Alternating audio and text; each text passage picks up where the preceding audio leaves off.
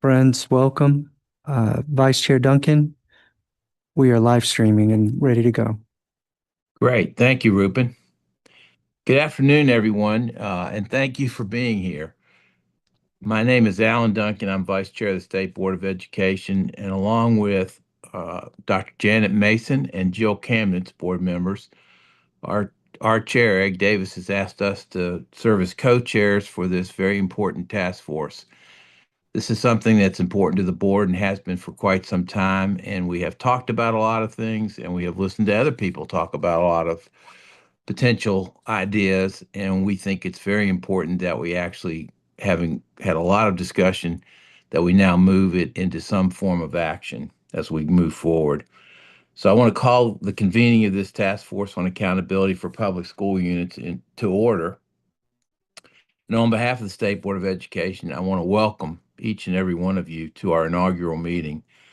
We are deeply grateful, and I do mean deeply grateful, for those of you who have said yes to our request and challenge that is both urgent and in many ways historic for North Carolina. This work sits at the heart of the state boards and the state superintendent's shared mission. For too long, our accountability system has measured only a narrow band of what our students know and what they can do. At the same time, it has shaped school behaviors and public perceptions in ways that don't fully reflect the strengths, the aspirations, and most importantly, the potential of our children, or for that matter, of our educators. By convening this task force, the State Board is saying that it is time to build an accountability model that aligns with who we are and where we're going and measures those things that are important to who we are and where we are going. As you've seen from the timeline that the staff has sent out to everyone, this is not a quick project, and the work that we produce will not be a quick fix.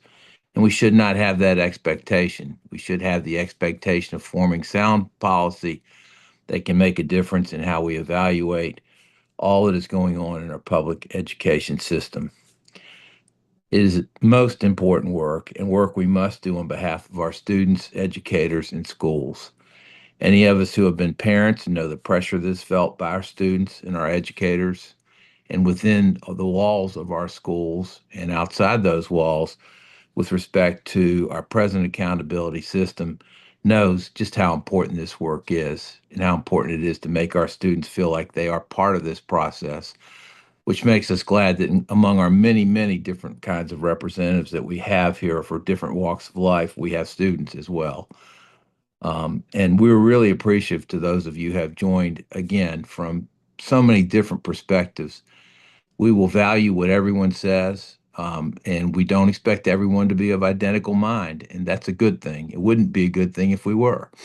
So we're really appreciative of the fact that we're going to have a chance to discuss difficult issues in constructive ways to come to a better place. And we appreciate that spirit as you all come together to work on this very important project.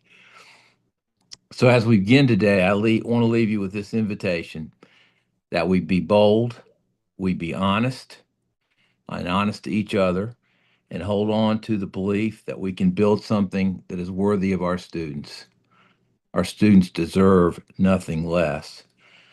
Our board stands with DPI, and we stand with you, and our state needs you and your very best thoughts on this important subject matter.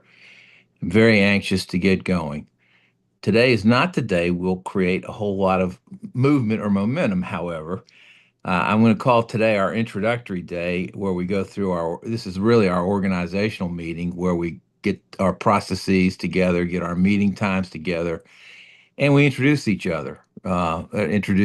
of us to the others on the task force. Many of you know many of the people on this task force, but you probably don't know all the people on this task force. So it will be interesting to learn about each and every person as part of our organizational effort.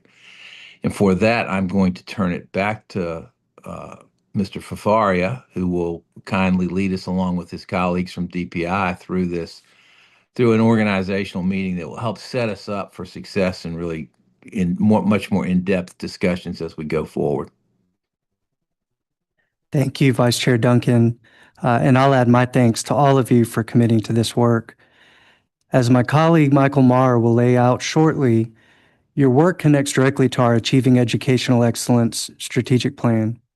Over the next 2 years, you will help North Carolina rethink what we value, what we measure, and ultimately how we communicate the story of our schools. And what gives us confidence is this: you represent every part of our ecosystem: elected officials, state education leaders, local board leadership, as well as county commissioners, students, teachers, superintendents, principals, researchers, policy experts, community, and parent voices. You bring lived experience and professional wisdom, and you understand both the limits of our current model and the possibilities of something better. This will be a thoughtful redesign. It's almost 2 years of inquiry, conversation, modeling, testing, and refining, doing the kind of work that could outlive all of us in its impact. The board has charged you not simply to revise a formula, but to help create a system that reflects our values, drives continuous improvement, and builds public trust. But as the vice chair said, today is about introductions. We'll take some time to introduce ourselves and begin building the relationships that will be so important to accomplish the goals of this task force. After that, Curtis Sonneman, DPI's acting director of the Office of Accountability, will walk us through the timeline and scope of work for the task force. And finally, we'll utilize a poll to try and set our 2026 meeting dates, and then conclude the meeting with Q&A. But to start us off, I will turn to Dr. Michael Marr. Good afternoon. I also would like to thank you on behalf of DPI for participating in this task force. As the Vice Chair Duncan and Rupen have already said, this is extremely important work. So you may be aware that the state superintendent released a new strategic plan this year. That strategic plan includes 8 pillars. And so among those, you'll see everything from preparing students for their next phase of life all the way through to celebrating the success of public education. With the new strategic plan, there are a number of actions inside of that really are focused on elevating public education, providing new and innovative practices, and providing additional support and context. We think that this work that we're about to engage in is particularly important because it gives us an opportunity to truly demonstrate the positive outcomes that public schools have for children across our state. So we're going to focus in on Pillar 6, which is leading transformative change. And this work is specifically focus area 4 in the first action. So as you know, we are here in the first meeting of the State Board of Education Task Force. And our goal now for the next roughly 2 years is to think deeply about what we expect from public schools in terms of student performance and the kinds of experiences that ultimately lead to preparing children, students for that next phase of life. And so what we have in front of us is an opportunity to think very differently and deeply about student performance across grades K through 12, the full spectrum, as opposed to our current system, which is a 3 through 12. In addition, thinking about the different opportunities that are available, that are provided to students from schools, and then how in ways these multiple measures of performance can be reliably measured in order to create a system that accurately reflects the performance of public schools.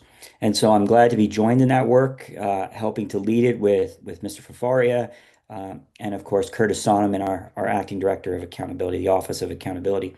And so our work is actually going to be focused on helping to staff this, provide some technical expertise, and bring some other individuals in to provide some expertise. And then, of course, listen to this group to help us create this new system. And so with that, I'd like to turn it back over to Rupen to give a little bit of introductions. Thank you, sir. And that's exactly where we'll head next, is just to get to know each other a little bit better. We've got several of us on the Zoom. And so to facilitate, We have slides. We'll go left to right. And I'll ask that you just say your name so we all know how to pronounce each other's names. And very briefly, maybe in just a sentence or two, give us your why for being here. Vice Chair, we'll begin with you. Well, again, welcome everyone. My name's Alan Duncan, and I'm Vice Chair of the State Board of Education. I have a great passion for public education and the difference it can make in a democracy and in our public life and in our corporate life. Most importantly, I'm interested in the success of our students, as I know everyone on this call is. So those are very motivating factors for me. I guess I'm next. I'm Jill Kamnitz, and I represent the Northeast District of the state of North Carolina on the State Board of Education, and have had the honor of doing that work for the last 7 or 8 years. I also serve as the chair of the Student Learning and Accountability Committee, where the work of this would eventually fall as it comes back to the board.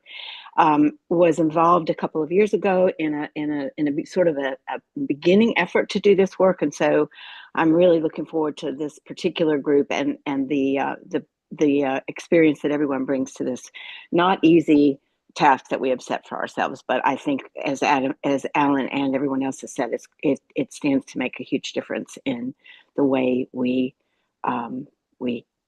evaluate and do our work. So thank you, and look forward to working with everybody. I'm Janet Mason. I currently serve on the North Carolina State Board of Education representing District 8, the Western region, and I've been in that role since April of 2025. Just a bit of background, my heart is in public education. I'm a product of public education system, but I retired with 33 years of service in Rutherford County Schools, having served as a teacher, principal, central office administrator, and the last 9 years as superintendent. I look at this work and the importance of public education as essential to the future of our state in providing a well-educated citizenry and workforce. I also bring to the lens, other than as a citizen and taxpayer, and that retired educator lens and state board member lens. I'm the parent of a current teacher, and I'm now the grandparent of a brand new kindergartner. And so I think about how this work will impact little children like her over the course of the next decade or two. And I think it's very important work that we're undertaking now, and I'm honored to serve in this role.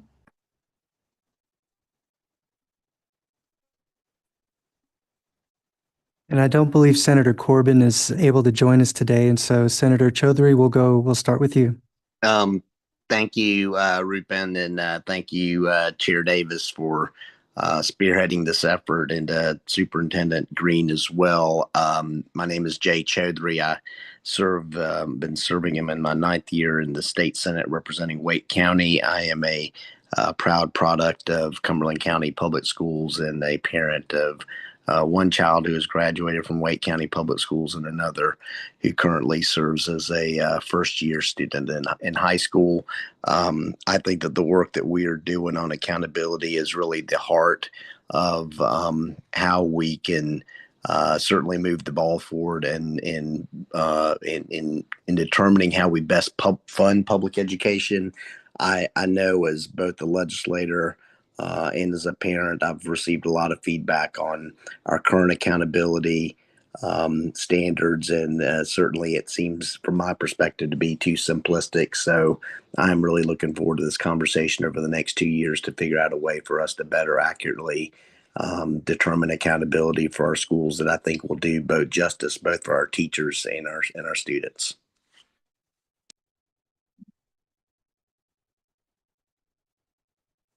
Representative Biggs. Thank you, sir. Guys, I'm glad to be a part of this committee. A little background on me. I'm high school football coach, school board member for 8 years, currently the chair of education in the House. Look forward to having these conversations. As many of you know, I ran a school performance bill that would modernize school performance grades this past session. It did get to the Senate. They have yet to take it up. It really put a bigger breakdown, took in account a lot of other factors that our current school performance grades take in. We're trying to give a bigger picture. I know a lot of times, and I'm sure people on this call know that we are compared to Florida, Texas, and other states. And what my bill did basically, and what I wanted as far as our accountability, obviously we want the best outcomes and we want to show real results, but I wanted a comparative plan. And I feel like if we are, using the same metrics that they use in Florida, from what I've seen with our bill, that we will see that our schools are probably performing. I know they are performing at a much higher level than what people realize. But we do need to modernize school performance bill. We need to make these changes where we're given an accurate picture of what's happening. Although we know we always have more room to improve, and I think we need to continue to improve and continue to modernize education, AI, different things now, technology, all the computer sciences that are out there today. We got to make sure that we're staying up to date, cutting edge, and giving our students today as CTE. I could talk on and on about these programs. CTE programs are taking a big role in our schools, taking a big role in our societies. A lot of these kids are workforce ready coming out of our schools. I think we need to continue on those paths to make sure that those people are getting the skills needed for the workplace and to be productive citizens. But I look forward to having these conversations, and I look forward to everyone's thoughts. Thank you.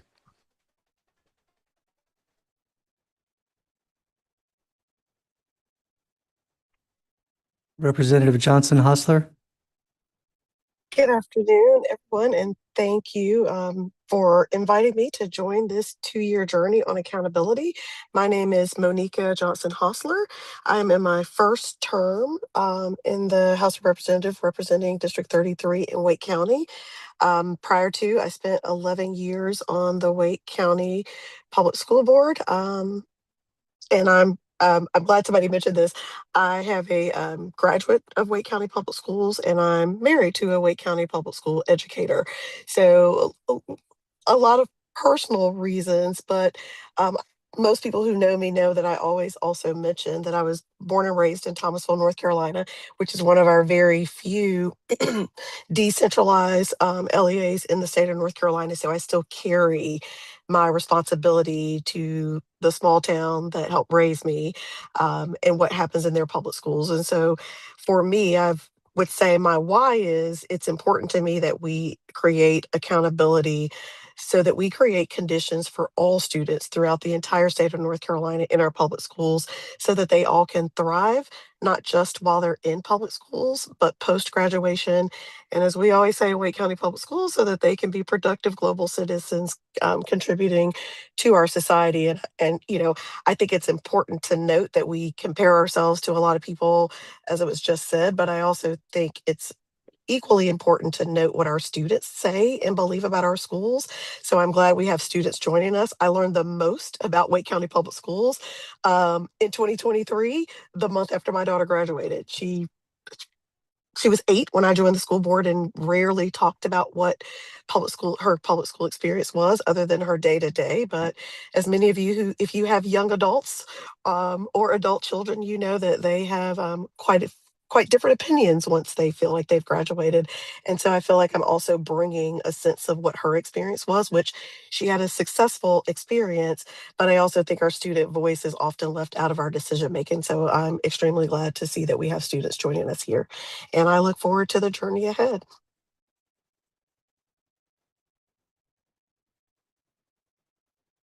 Dr. Ashburn. Good afternoon, y'all. I'm Elena Ashburn. I have the privilege of serving as Senior Advisor for Education Policy to our Governor, Josh Stein. Glad to be here to represent our governor. I believe that our students, our staff, our families, and communities deserve an accountability system that accurately reflects students' abilities, the opportunities that they're provided, and also that helps us make better policies for students. Glad to be here with y'all. Commissioner Alan Thomas. Yes, my name is Alan Thomas, Hope County Commissioner and President-elect of the North Carolina Association of County Commissioners. It is my honor to be a part of this very important task force. My why is that I come from a family of educators. My mom served as a longtime teacher in Hope County, and my sister, she was a teacher who started out in Hope County, and now she's in central office with the public schools of Robinson County. And my niece is a teacher fellow at East Carolina. Thankful that she has a full ride scholarship to become an educator, so she doesn't have to pay the student loans like I did and her mom did. But coming from Hope County, we are a Leandro County. I'm sure many of you are aware of the Leandro lawsuit. That lawsuit centered from Hope County, where a student from Hope County and their parents sued the state government, stating that education was not equal in North Carolina due to funding deficits. Accountability is important because many teachers who teach in counties like that lack the resources, with our current accountability model, they may not feel uplifted. They may not feel that their work is valued because we see lower grades. And I look forward to working with this panel and being a voice for many of those communities. Thank you. Thank you. Good afternoon, everyone. I am Commissioner Shanika Thomas. I am a Wake County Commissioner, and I currently serve as the second Vice President for the North Carolina Association of County Commissioners. I am a proud product of Department of Defense and Cumberland County Schools, so that was quite an experience. As a county commissioner, though, I really do get to see firsthand how some of our educational outcomes influence everything from economic mobility to community health and even family stability. So for me, the why of serving on this task force really allows me, I guess, to bring a local government perspective to statewide education decisions. And I hope that it also ensures that the policies are providing both accountability and they're also responsive to the needs of students, educators, families, and our individual communities. I'm excited to be here and excited for the work ahead. Thank you so much. Thank you. Mr. Barnhill? Good afternoon. I hope you can hear me. Yes, sir. I'm chairman of the board of the Barnhill Family Foundation. We've been involved mostly in Eastern North Carolina and more specifically Edgecombe and childhood education, K-3 literacy. So we have a big interest in that, but in general, we have an interest in public schools in North Carolina and making them better. And I'm excited about being on this commission and hope we can make a difference.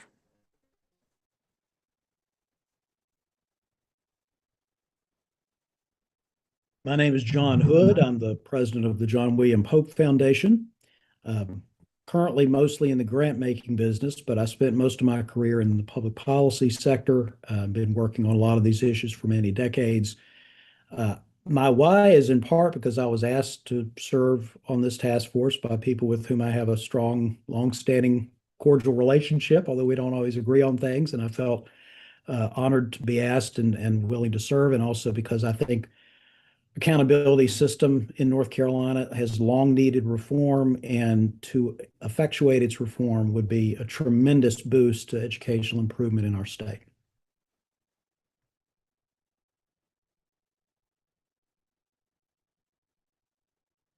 Chair Friend?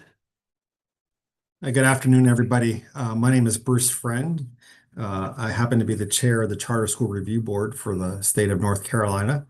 I'm also the superintendent of Pine Springs Preparatory Academy, which is a charter school based in Holly Springs, North Carolina. This is my 33rd or 34th year in K-12 education, and I think the perspective I can bring is I've been a teacher, I've been a school administrator, a superintendent, but I've also worked in the private sector, the philanthropic world, in the nonprofit world, all around K-12 education in that time.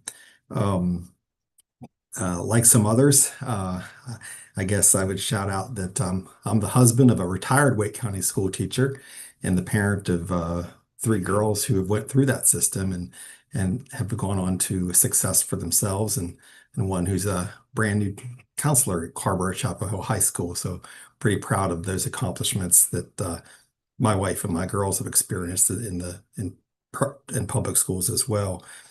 I guess my why is very similar to others. It's at the heart of it, it's ensuring high quality schools in our state, and that making sure that our accountability systems um, encompass not just, how a student performs at the end of the school year on a test on a certain day in May, but that it captures all the skills and competencies that they've learned throughout the year, and that our teachers and schools are providing them as well. So it's a real honor to be part of this. I'm very grateful for the opportunity.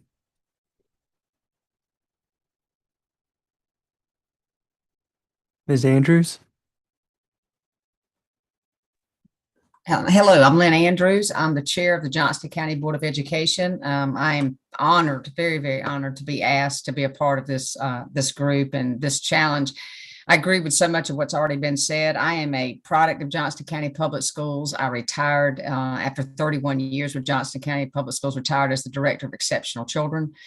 I was involved in Johnston County when Dr. Jim Cosby came and brought accountability to our district at the very beginning, and have lived through this process and have seen where it's gone. I agree wholeheartedly with Bruce, your recent thoughts that, we rely a great deal on a test that happens on a certain day. I think we could do, my why is that I would hope that we would look at more avenues of determining the success or the efficiency or the way our schools are running. What about our students' work toward readiness? What about we do so many things in our schools, and those of you who've have served as board members, that you sit and hear many, many reports about things that are going on in our school system, but none of those things fall under the line of accountability. And could we not look further at, some of you have mentioned CTE, we have great CTE programs, but where do they fall in our accountability model? So I'm just looking forward to the opportunity to us to look broadly at what's going on in our schools and how can we better reflect the progress of our schools through perhaps a different model.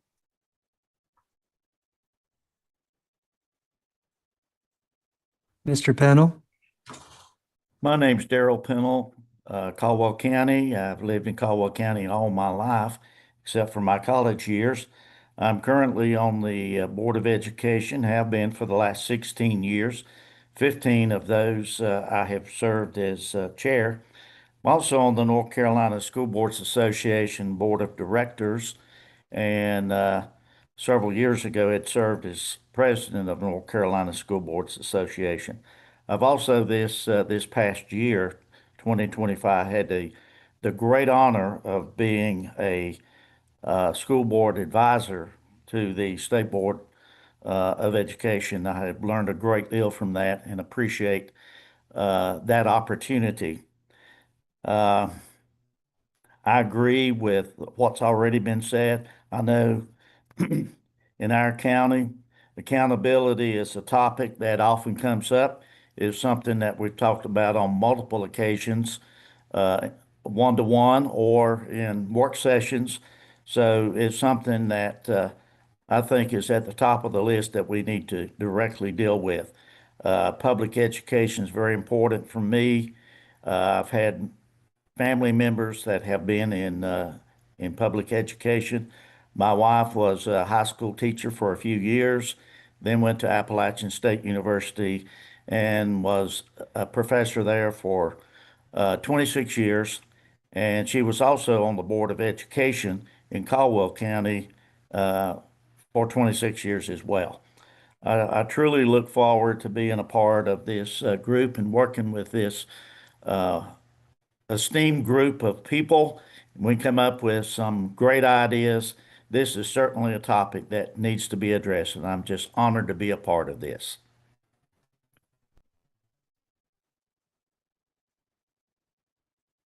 Superintendent Hill?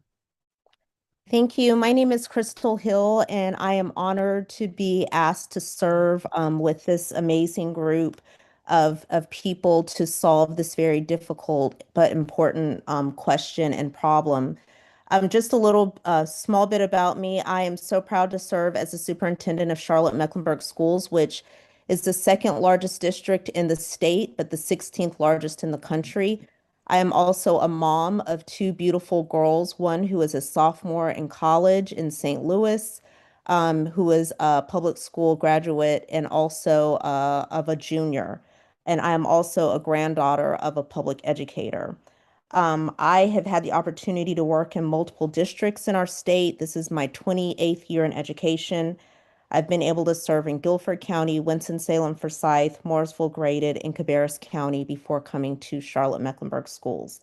My why is that I believe that public education is the great equalizer, and it's the opportunity for every single student to achieve economic mobility. And I also believe that public education is the answer for workforce development. So if that is the case, it is very important for us to get this right, not only for every single student and what it means to them individually, but what it means to their families for generations to come and for our greater community, not only right here in North Carolina, but across our wonderful country. Superintendent Jackson. Good afternoon, and thank you all for allowing us the opportunity to share just briefly. I'm Tony Jackson. I am the superintendent of Chatham County Schools. This is my 39th year in public education and my 19th year as a school superintendent. I have had the privilege of serving multiple districts, but specifically here in North Carolina, I've been able to serve a Tier 1, a Tier 2, and a Tier 3 district. So I have been able to see firsthand the impact of the accountability model in three different contexts: in the rural, in the suburban, and in an urban situation in terms of outcomes and impact, as well as the work that goes into each one of those contexts, trying to meet the expectations and sometimes exceeding them, sometimes just meeting them, and sometimes falling short.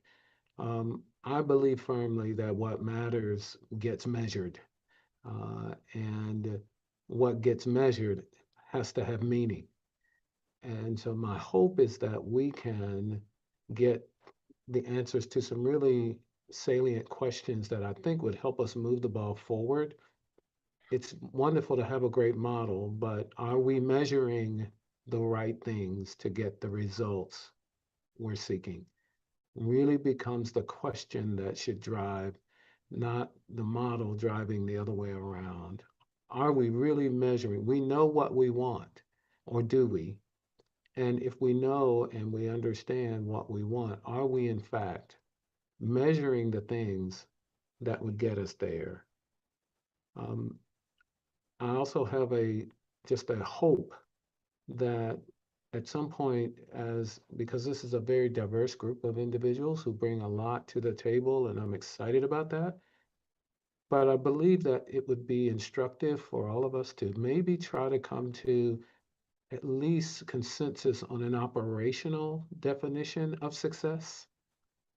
Because I do believe that right now, if I were to ask each of us what does success in our schools look like, I don't think we would come to any central understanding around that, because we all have very different ideas about what that means. But can we at least get close to an operational definition of what success for schools look like, so that then we can decide that those are the things we want to really focus on? Because I live my life based on something very simple.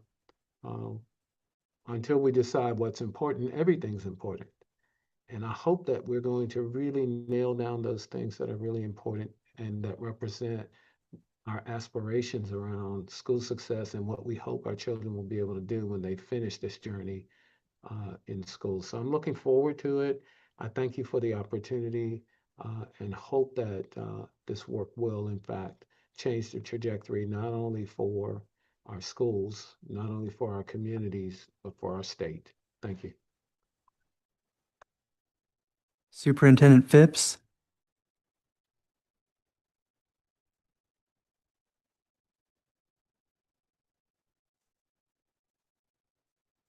Dr. Phipps?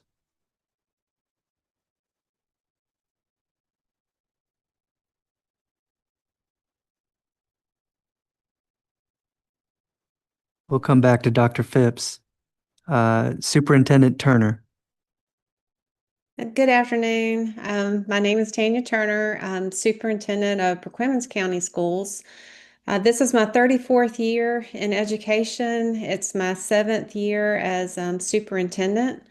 I'm very passionate about public schools. I'm a product of public schools. My whole family is a product of public schools, and I believe deeply that public schools do a great job of shaping students into successful, contributing citizens.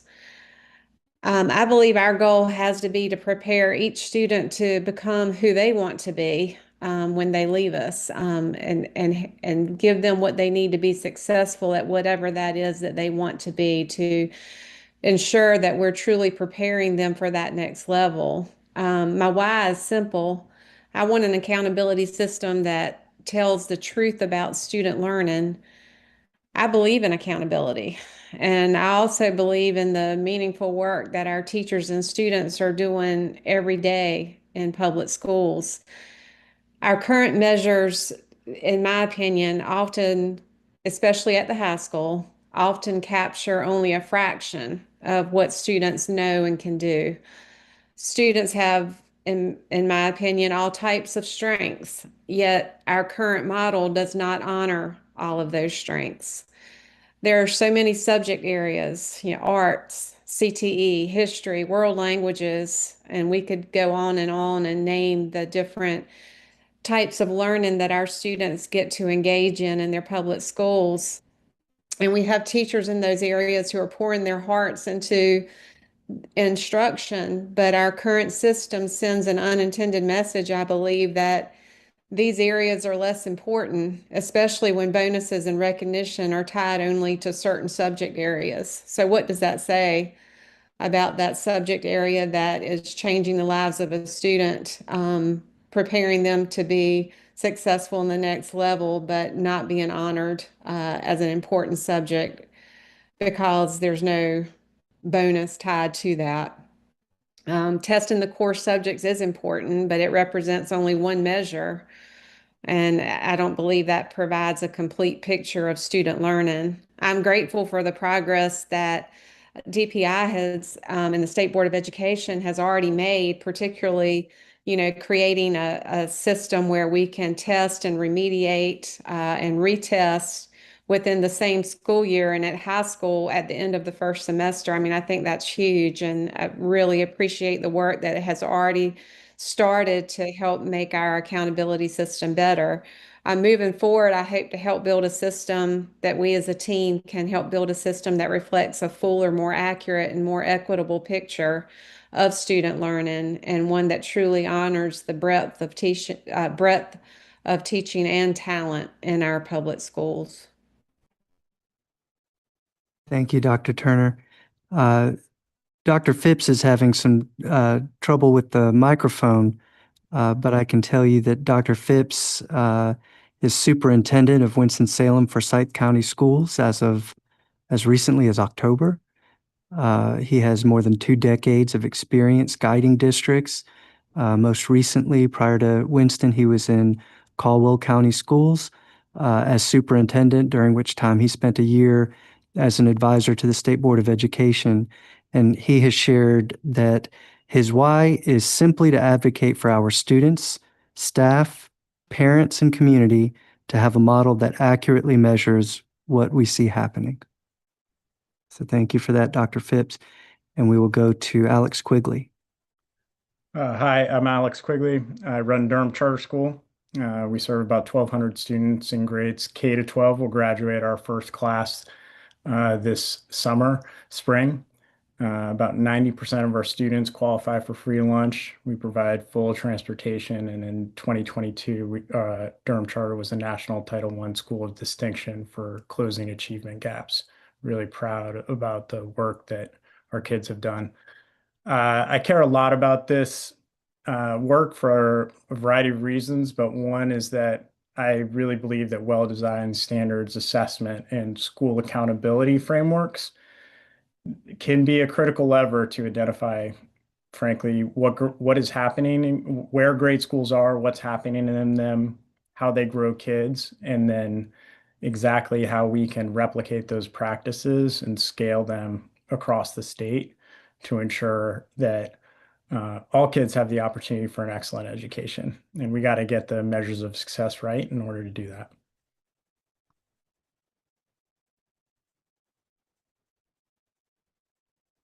Dr. Rogers? Hello, everyone. I'm Phil Rogers. I'm the principal at RS Central High School in Rutherfordton, North Carolina. I'm excited to be a part of such a distinguished group of folks. I taught, student taught, assistant principal, all at this school. This is my 30th year. I grew up here. I'm a product of the public schools. Know the difference it made in my life, my children's lives, and the lives of all the students that have went to public schools. And we are certainly excited about the opportunity to find a way to more accurately reflect the great work that our teachers do in their buildings each day.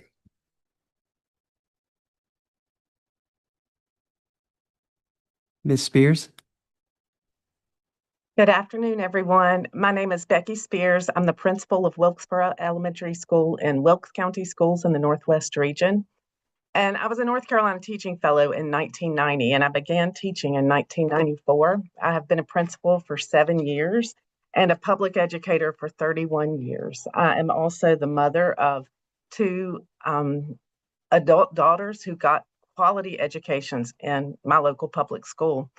And in those 31 years, I have been a witness to the bright futures that our schools make possible for all students in rural communities and in urban ones too.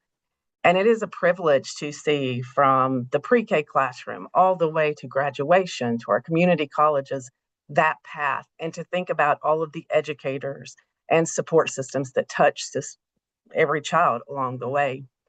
So in being part of this group, I hope to work with you to create a system that tells a broader, more inclusive story of all that meaningful work along that path, and that also tells the progress of all students and all communities.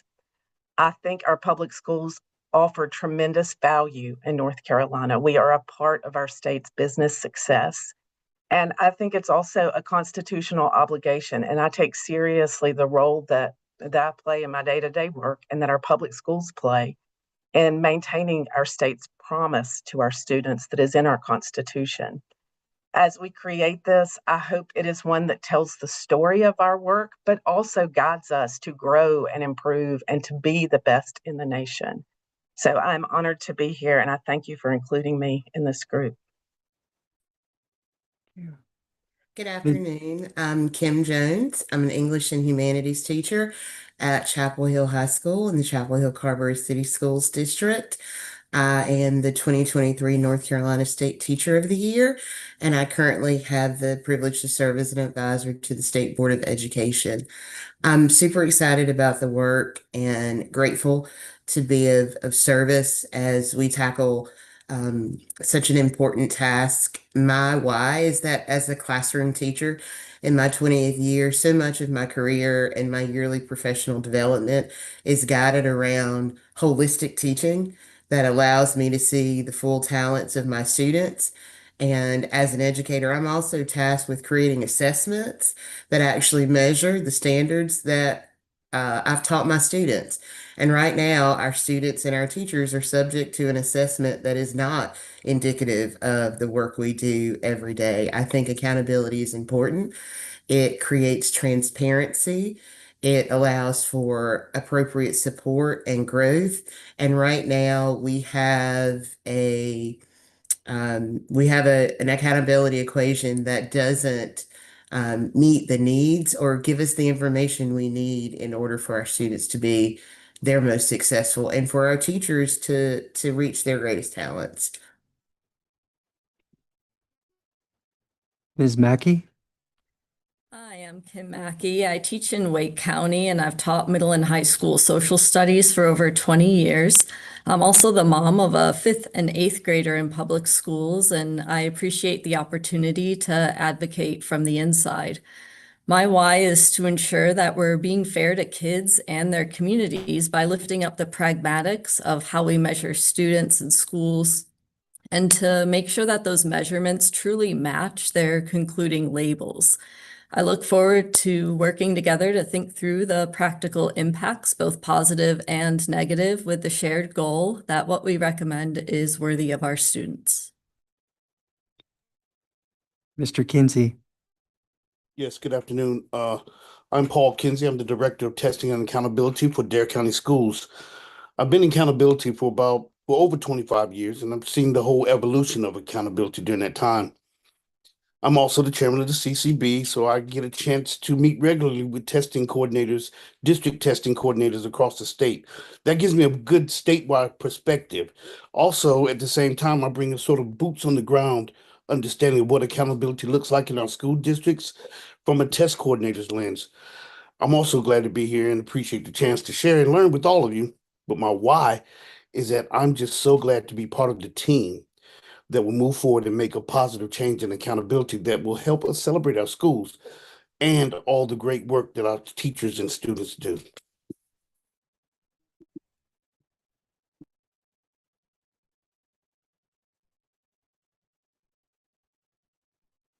Ms. Moore Brown. Greetings. My name is Shanika Moore Brown, and I'm the proud president of NCPTA, the oldest and largest child advocacy organization in North Carolina with over 60,000 members. We are very excited to have been invited to serve on this task force. As you know, a huge part of our role is to amplify the voice of parents, to make sure that every child's potential is a reality. And we are excited to be a part of this conversation for the next 2 years, focused on creating a more comprehensive picture of school success, because we know our students are more than a standardized test score. We are definitely ready to help uplift as we continue to do work within this task force and beyond to focus on student readiness beyond graduation. And we're excited that this new model will promote equity, opportunity, and access for all students. Thank you. And we are fortunate to have 3 students serve on this task force. Aniston Laster could not join us today, but we'll start with Ben Dombrowski. Hi, my name is Benjamin Dombrowski. I am a student at Rowan County Early College. I'm very happy to be able to serve on this task force and be able to work with all of you. I find it's very important to be able to actually have student input, especially in these processes that relate directly to us. Because at the end of the day, while yes, these are implemented by the state board and a lot of people who don't actually get to see the results of it, I live it every day. And I definitely think that, especially being a student, we definitely have the best experience in it. Thus, we are able to give you the best advice we possibly can. I think that students are absolutely amazing, and not because I'm biased, because I'm a student, but I think it's just amazing to have the mind of a student and have all of the abilities, especially that the public school system gives. But with that, I think that we need a more adequate and holistic approach to being able to actually measure the success of our students, and actually being able to encapsulate the amazing thought processes and everything else that a student goes throughout their daily lives. I think that for so long, our accountability model has focused more so on results than we have on growth. And I think that if we are able to focus more so on growth, the district will do so much better. I think that using these results will actually help the state as an entirety. Just because we're able to actually take these results from our students and having a better knowledge of everything that they need, we're actually able to help them. But otherwise, thank you all for being here as well. It makes us as students very happy to see that there is an initiative to help us become better. Ian? Thank you. Good afternoon. My name is Ian House. I am a student in Wake County Public Schools and serve as a student advisor on the North Carolina State Board of Education. For me, the why, I want to recall a speech Governor Terry Sanford gave. And in it, he relayed that the point that the wisdom of a society is defined in the wisdom of the individuals who constitute it. And this places a tremendous burden on education because it's only through education that we can have individuals can grow in their wisdom. And with that, students only thrive and achieve the skills they need to be productive members of society in their post-secondary goals if they feel they can be accurately assessed in an accountability system that accurately measures their needs and what their school is capable of. And quite frankly, that hasn't been the case. I've heard from many students about improvements they want to see. So I'm very much looking forward to this work and ensuring that we can allow students to thrive in their school setting through ensuring we have an accurate accountability system. Thank you, Ian. And I am Rupen Fafaria, Director of State Board Operations and Policy. I am a product of Wake County Public School System. Both of my boys are in Wake County Public School System. This is certainly heart work for me for many of the reasons that you all have already covered. And so I'll keep us moving and we'll go to Dr. Marr. Yeah, good afternoon again. Michael Marr. I serve as the Chief Accountability Officer at the North Carolina Department of Public Instruction. I'm into my now 32nd year in public education in North Carolina. Served as a teacher, then as a college professor, college administrator, and then several years now at DPI. I also have two daughters who are graduates of the Wake County Public School System, and have a niece in Wake County now and a niece also in Charlotte-Mecklenburg. And my daughter is a second-year teacher herself. So I come to this with a long background and a strong belief in accountability. And like Dr. Jackson, I do believe that, you know, what matters gets measured. And right now, I think we have a false sense of what matters because we measure so narrowly. And we don't necessarily have a very, you know, clear picture of school performance because of that narrow focus. So I look forward to this work, and I appreciate all the folks who are undertaking this work with us. So with that, Dr. Petrie Martin. So good afternoon to everyone. It is certainly an honor and a pleasure to be with this outstanding group. I am Maria Petrie Martin. I'm the Deputy State Superintendent at the Department of Public Instruction. I've had the good fortune of having 5 different jobs here at the Department of Public Instruction, and I've also worked in public school districts in 5 different states. So I have seen accountability systems from different vantage points in different states. And I too am a product of public schools, and I believe in accountability. But what I really hope we can achieve here is a clear picture of what is going on in our public schools in North Carolina. There is much more going on than what our current accountability system presents and shares with our communities. And this is just an opportunity to really share much more of the great work that is going on in our schools. Very happy to be with you all.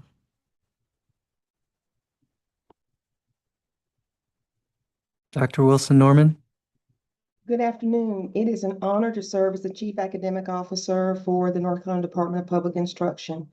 Throughout my career, I've had the opportunity to support and learn from different communities across our state, those some being rural, urban, or suburban, and have met truly remarkable students in every district. Their creativity, resilience, brilliance inspire my work every day. And as we move forward in this accountability work, I'm committed to helping develop a system in collaboration with this team that authentically showcases the gifts and talents of all of our students.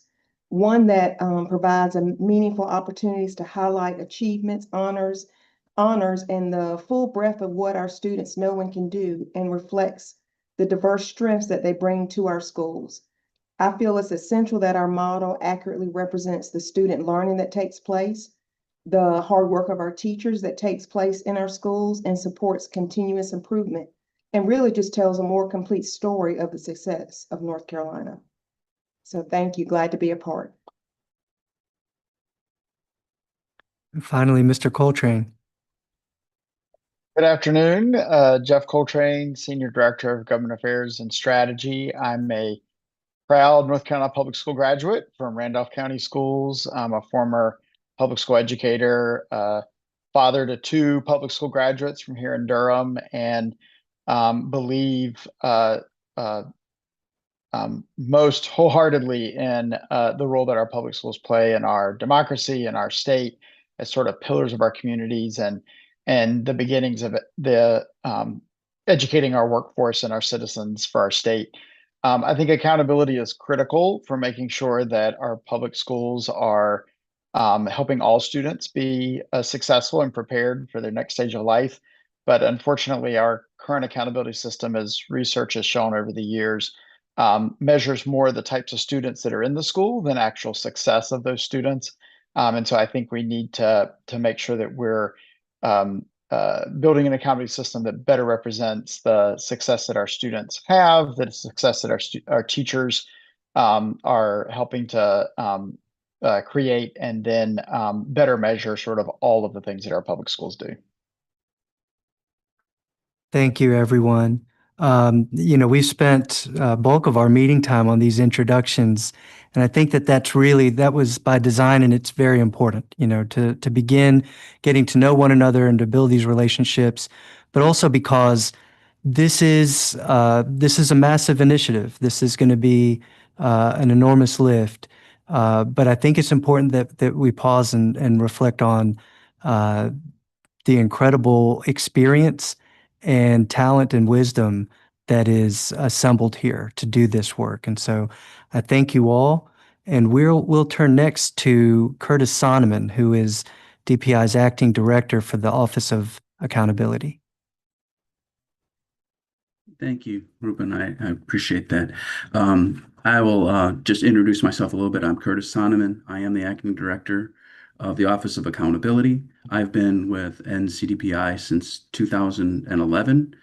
Prior to that, I was a special education teacher in an elementary school, as well as a testing coordinator in Durham Public Schools. So as we look toward where we're headed with a new accountability system, we want to focus on some of the outcomes for the task force and start with why system change matters. We heard a lot throughout the introductions regarding the current accountability system, and it is acknowledged here again that it is heavily weighted on reading and mathematics test scores. That includes both proficiency and growth measures that are tied to those test scores throughout the accountability system. It does have limited reflection on the readiness for college, career, and life. We don't have, as some of you noted, we don't have a good sense of opportunities across schools and student groups for things like college credit earning opportunities, career and technical education opportunities, and enrichment opportunities. And this really is an opportunity for all of us to modernize this system and lead nationally in the things that we're doing. So as we look at the outcomes for the task force, the primary outcome of the task force is really to start us out by developing a theory of action, which gets to the purpose of the system that would then recognize excellence in public schools, identify those schools that need support to reach that excellence, and redefine the expectations of what schools should do to support students, parents, and communities.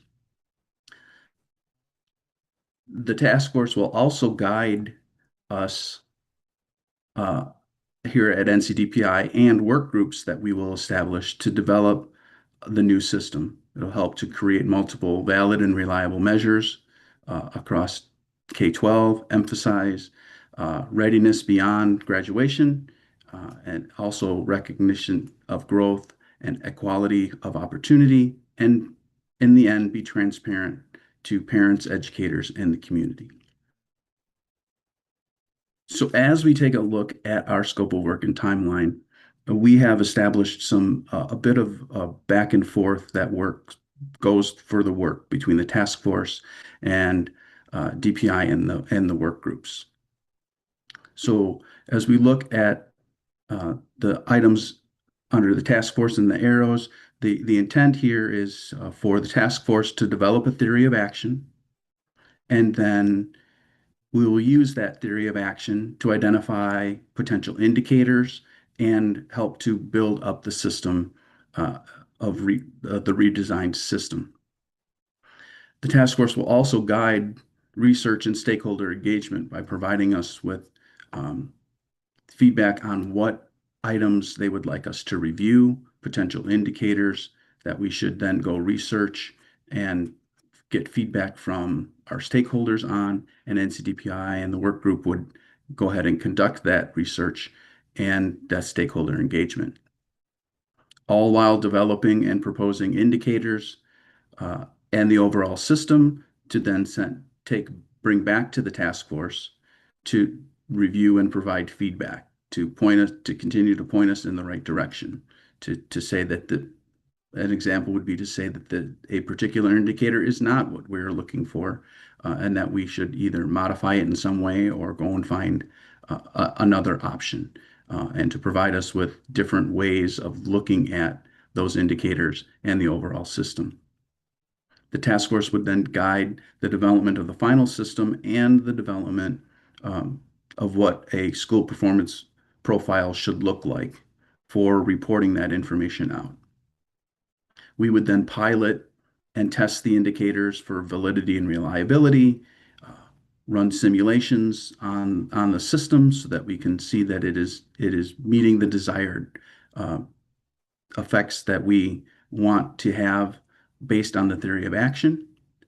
And then we would develop school profiles and provide information to the task force to make a recommendation to the State Board of Education for the next accountability system. So as we flesh that out just a little bit more, we can see that we have some timelines and our estimated deliverables for that.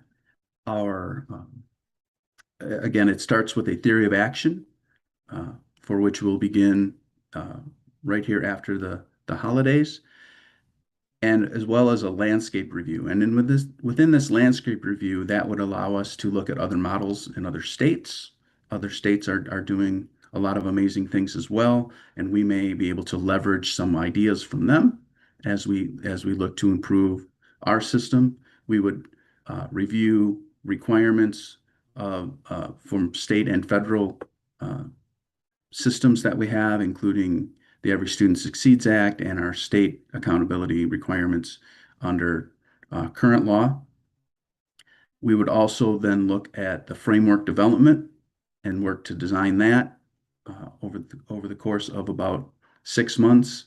That would be identifying those proposed indicators and exploring weighting and disaggregation and reporting models of the system. We would then go into modeling and prototyping and testing all of these different systems to ensure that it's meeting the needs of our stakeholders. As we continue in our timeline, we would then be able to draft a report and gather additional stakeholder engagement and begin to make policy proposals for what would need to change either in state board policy, state law, or under other requirements that we have. We would then present the information to the State Board of Education for a final accountability model for review and action, adopt policies that are necessary for the system, and begin to figure out how to phase the system into our work and make changes to all of our technical documentation, as well as how we collect data and make sure that we can implement the system appropriately.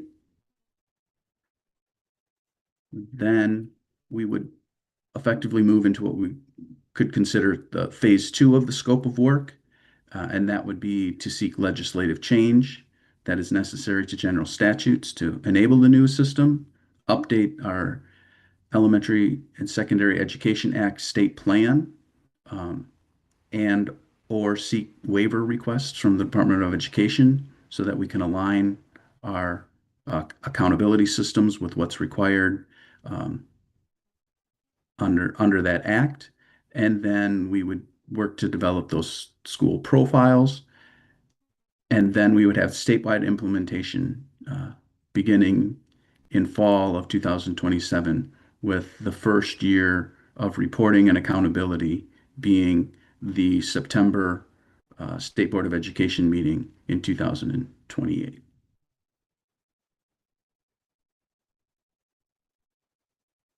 And so as we look to identify who is going to be helping us with this work, when I mentioned that we had some work groups, when we talk about who will be helping to support the task force, that would be my team and I supporting the group from NCDPI, as well as other DPI staff from other offices, including current technical education, advanced academics, school improvement, federal programs, our IT teams, school business and finance, and many others that would be part of the work groups to help us identify indicators and build out our system. We'll also be working with external partners, including state and national experts on accountability systems. We would be working with public school unit leaders like accountability directors, data managers, school improvement specialists, and others within the districts, as well as other stakeholders that can help us to complete the work and the tasks necessary to identify our indicators and build our accountability system. And now I'll turn it over to Ruben. Thanks, Curtis. We definitely have time for questions and discussion, as I imagine there may be some. But before we go there, just to attempt some multitasking, I do want to make sure that we spend some time thinking about our 2026 meeting cadence. And so, consistent with the timeline that Curtis has just gone through, we're looking at holding meetings in February, April, June, August, October, and December of this year. And 3 of those meetings we anticipate being in person. And so we want to try to, with the group this large, rather than to just set the meetings, we wanted to try to get a sense of availability, understanding that with a group this large, we're not going to have the perfect meeting dates, but we will try to do our best to accommodate as many as possible. And then based on where we land for in-person meetings, we can then fill in the virtual meetings on that same cadence. And so I'm launching a poll that will help guide us through that process. And let me first, let's see here. Okay, here we go. So you all should see a poll appear on your screens now. And there are two questions, quote unquote questions. The first one is asking for all options that work for you. So you can select multiple options. We're looking at the first Friday of the month. And so the in-persons would be February 6th, June 5th, and October 2nd. As you think about these would be all-day meetings. And so we would get started at 9 a.m. Thereabouts in hopes to conclude by no later than 3 so that folks could get on the road and hopefully beat traffic. The second option would be the second Thursday of a given month, February 12th, June 11th, October 8th. And the third option is the third Thursday of the month, February 19th, June 18th, October 15th. And so with this, we're looking for every one that would possibly work, whether it be ideal or not. If it would possibly work, it would be helpful for you to tag that. The second question then will give us insights into preferences. And so you can indicate your ranking of these three options in that second question. And so you all will have until this meeting closes to answer these two questions. And while folks are working on that, we can also open it up to questions and discussion on anything you've heard today, particularly around what Curtis has presented with the scope and timeline. Dr. Marr, is there anything you would add in the meantime? No, not right now. But thank you to Curtis for leading us through that exercise.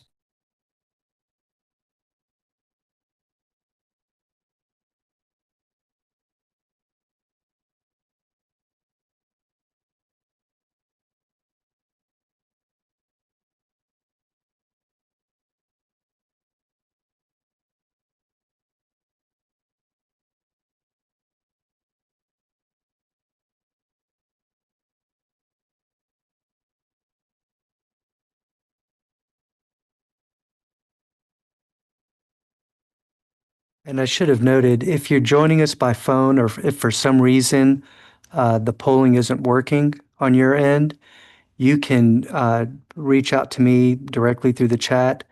I believe that all of you have my email address and most of you have my phone number. And so you can reach out whatever way works best.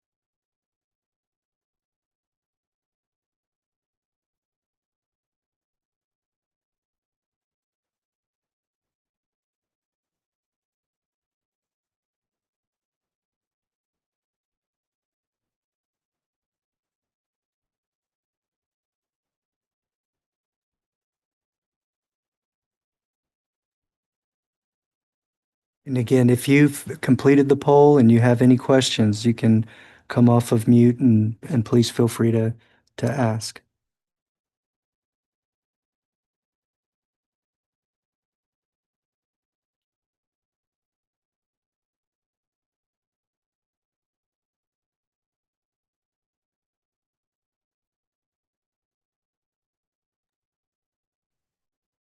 Ripon, is there any homework that we should be doing before our next meeting? Any suggestions on that? Yes, ma'am, Ms. Kamnitz, that's a great question. Dr. Marr and I were just side chatting about that. There will be some, you call it homework. I'll say resources. How about that? But we will be sending out some materials that will summarize some of the work that has been done recently. Just so, because some of the folks on this task force were involved in a very in two recent task forces or two recent convenings. And so it'd be helpful if everybody knows the work that's been done previously. And then as we work towards developing a theory of action, you may have noticed as Curtis was going through the slides that we hope to complete a theory of action by February, and yet we don't meet again until February. So you will be receiving some resources and some questions that will help facilitate that. Again, February will be our first in-person meeting, and we'll spend the bulk of that working on the theory of action.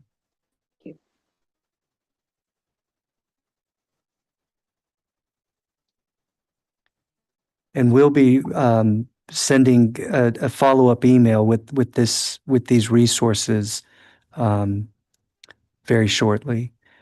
As the vice chair will tell you, there's always lots of information in the emails that I send out.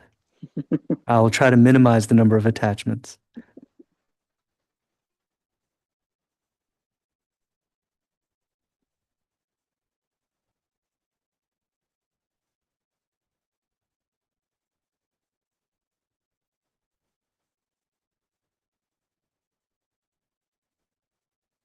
I have a quick question. Um, with the membership of the task force, it seems like it's going on and for a while, for the next few years. Are all of us expected to stay on till then, or what is our terms looking like in terms of membership of the task force? That's a great question, Ian. So our hope is that everyone will stay on, but understanding that roles will change, may change. We just ask that you notify us, and this is not this is not a commitment such that you can't leave. If you must go, then if you notify us, we will then look for a replacement on the task force. But even if your role changes, for example, Ian, you'll graduate this summer and head on to the college or university of your choice, we would invite you to remain on the task force. Well, I'm very excited to stay involved. Thank you.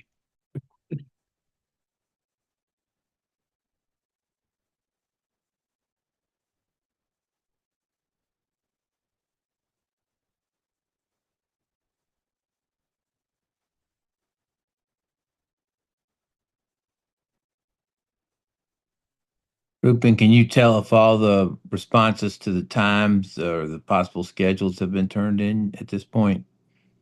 I will do a count now. And you all please continue to ask your questions because Michael is here to field them, and I'll start tallying.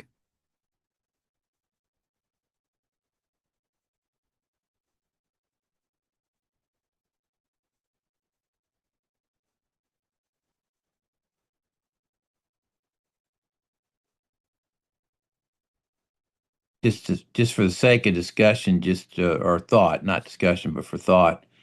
One of the things Representative Biggs pointed out was we're often pointed out to Florida and Texas as two exemplars or states that should be comparatives. And of course, they have different accounting or accountability systems than we have. But one of the things that's always interesting when you do that is to look at the NAEP scores, since they're the only nationally, norm tests that these states take.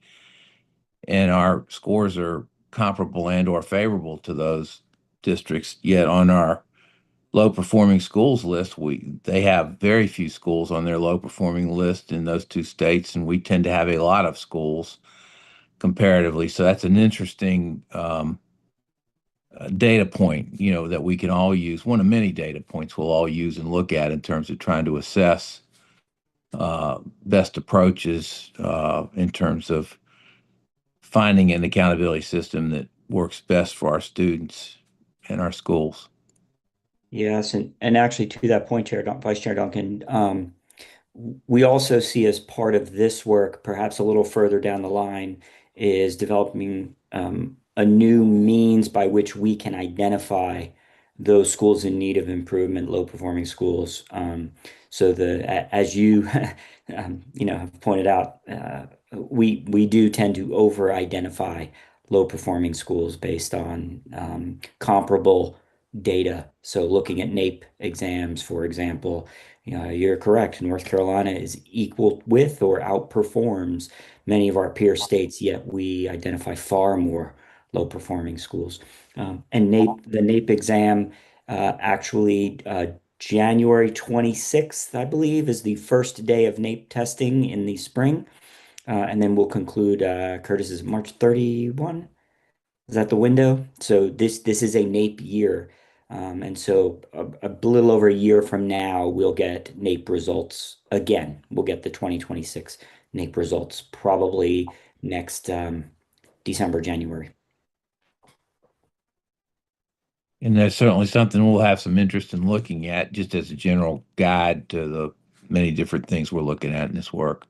Absolutely. This is John Hood. I have a question about the NAEP score claims. I would like to see, as part of our homework, some information on that, including the Urban Institute analysis of the NAEP scores based on student demographics, which do not think would suggest that we're peers of Florida and Texas. Yeah, so certainly we can do that. We for the was it Curtis, correct me if I'm wrong. I think it was 2 springs ago we presented to the House Education Oversight, and we were able to pull 6 comparable states, their NAEP performance, and then look at school performance grades as they were distributed in those states. And that's the basis of our comparison, is looking at school performance grades and the number of low performing schools, identified low performing schools in each of those states. So we can certainly include that. I think we actually have that included as part of the resource materials that we'll put forward. And then we can also certainly look at the Urban Institute's analysis, which I think is a really great way to actually look at NAEP scores, and also is sort of illustrative of the last several cycles.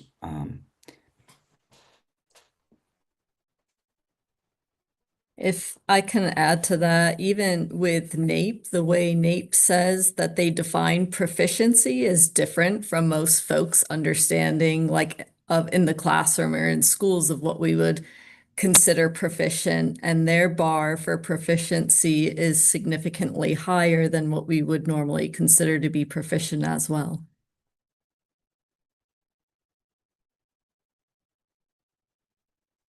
Yeah, and Curtis, I believe when we do NAEP standard setting, it's at 4 and 5. Is that right?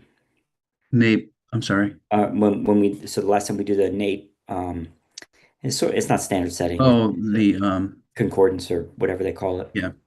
Yeah. That So is it's at 4 and 5. yes, that is using our achievement levels 4 and 5. Yes. So that gets Ms. Mackey, that kind of gets to your comment, right? It's not 3 and above, it's actually 4 and 5. And one of the actual kind of benefits, I think, of looking at it in that direction, right? If you look at, for example, our last set of NAEP results and you look at proficiency rates in North Carolina, you can't actually do a one-to-one comparison of NAEP to North Carolina assessments. They're different assessments. However, they are helpful in looking at the trends. And so what we can see is where North Carolina has trended up, our NAEP scores trend up. When North Carolina trends down, our NAEP scores tend to trend down, which I think is actually is what you want. Kind of different from what we saw in Virginia, for example, in their last set of NAEP scores, where they had proficiency rates far in excess of their NAEP performance. And so that became sort of a huge issue in Virginia the last year or so.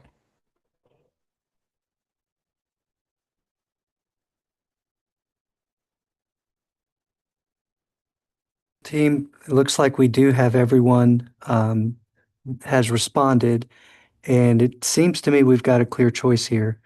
The third Thursday of the month has the most people who can make that. It also, if you look at first and second choices together, it is the leader.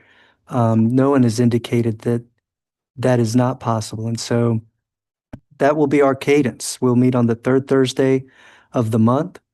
In February, that would be February 19th. In June, it's the 18th. In October, it's the 15th. And in the intervening times, so in April, August, and December, will meet on that Thursday, but virtually. And so this will be included, of course, in my follow-up email, and I will also send everyone calendar invitations. So the February meeting will be in person, correct? Yes, ma'am. Okay. And when I say in person, I mean here at Right. DPI.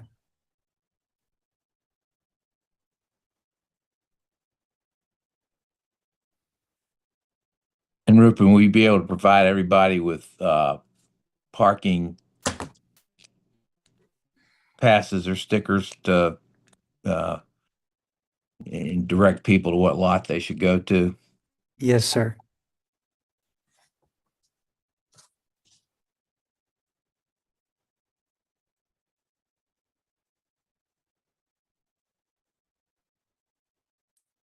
Well, do we have any other thoughts for today? We're closing in at 4:30. It's a Friday afternoon. Do not want to presume on anyone's time at 4:30 on a Friday afternoon. Does anyone else have any concluding thoughts for the good order? And thanks for the quick comments we had even on that one item that we already discussed, which illustrates a lot of the different questions and angles you can look at, even data as you try to assess this. So that short conversation was interesting, and I'm sure we're going to be in much deeper ones than that as we go along. So thank you for the thoughts that we got there. Anybody else have anything for the good of the order? Otherwise, we will wish everyone a wonderful weekend and a wonderful holiday season with our thanks for your willingness to serve. This is just an outstanding group of people. It's going to be a wonderful thing to be associated with you and get to spend time with you. So thank you so much. Thank you. Thank you. All right. Thank you. Happy Thank you holidays. all. Everyone. Happy holidays. Take care. All right. Thanks, Mr. Duncan. Thank you. Happy holidays.